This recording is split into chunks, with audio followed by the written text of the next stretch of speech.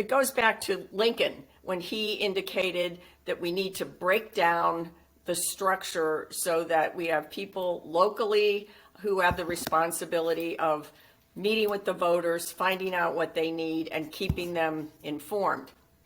So every voting district, and some are called districts and some are called precincts, have a representative, one man and one woman.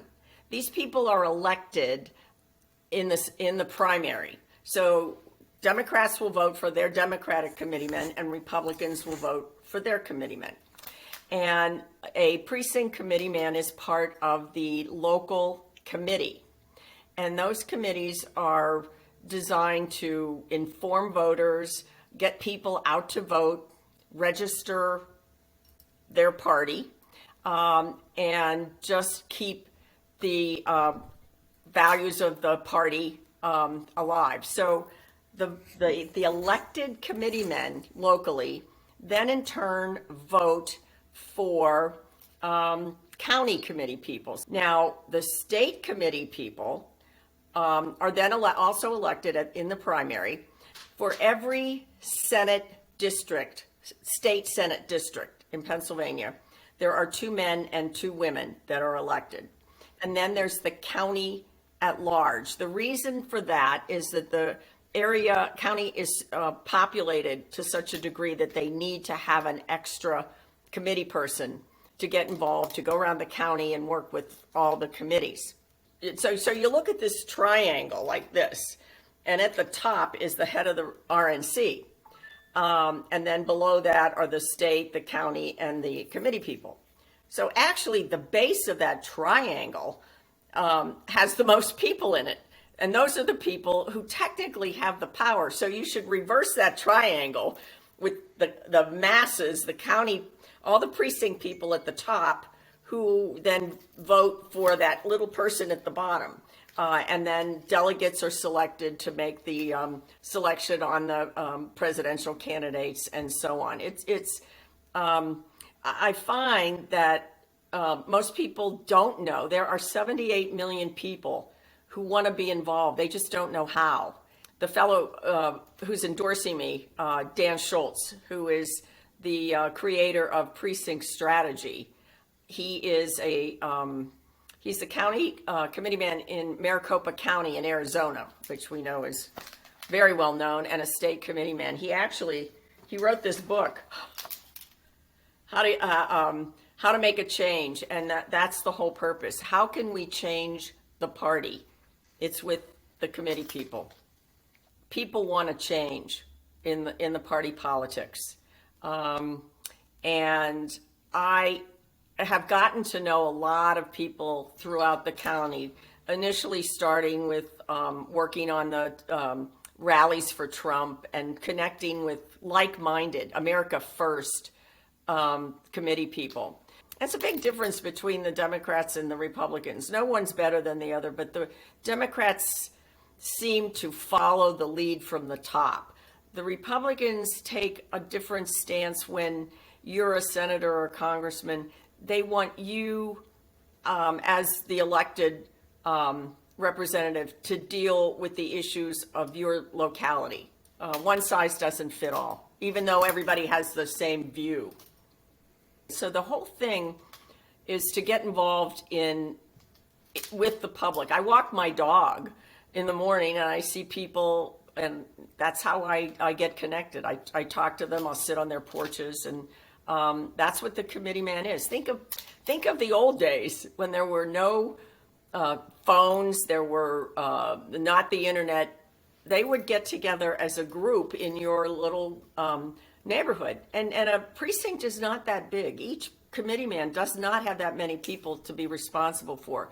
So you should get to know them and help them understand who the candidates are, so they can make a good decision when they do go to vote.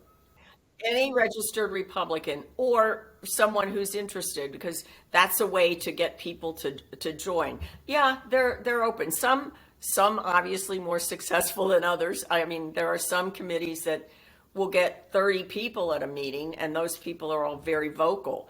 And there are other committees that maybe only get 5 people. So I've seen other instances where some committees combine their efforts so that when they do have an event, you at least know that you're going to have a larger number of people.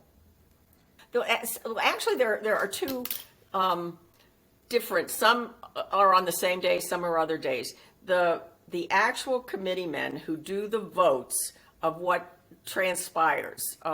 So let's say in Oakmont there are 6 districts, so technically there would be 12 voting committee men. They would have what's called a business meeting. We're going to talk about our strategy, what our plans for, and then there's also the public meeting, which is open to the public. You talk about affairs that are going on, bring in speakers and that sort of thing.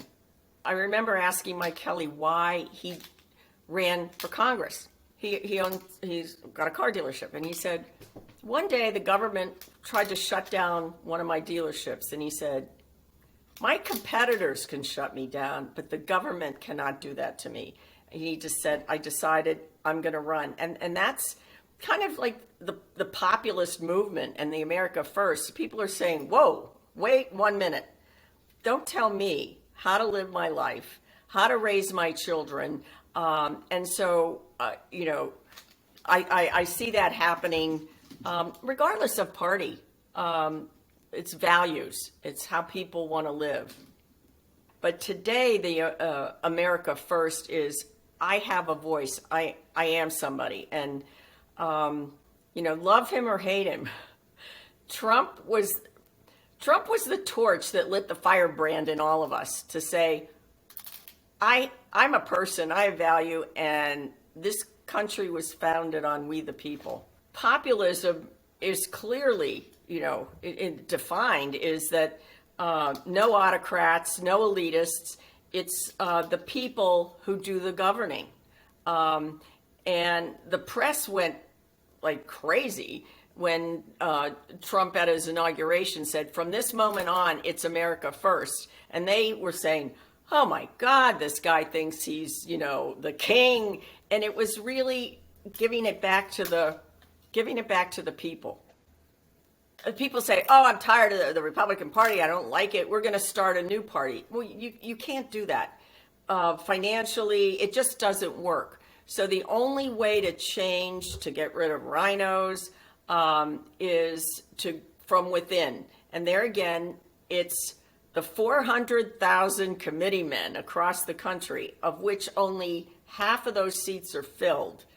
Fill those other 200 with like-minded America First people, and you will see a change in the Republican Party. And you look back at the history of the Republican Party, it is a party of the people. People are forgetting that.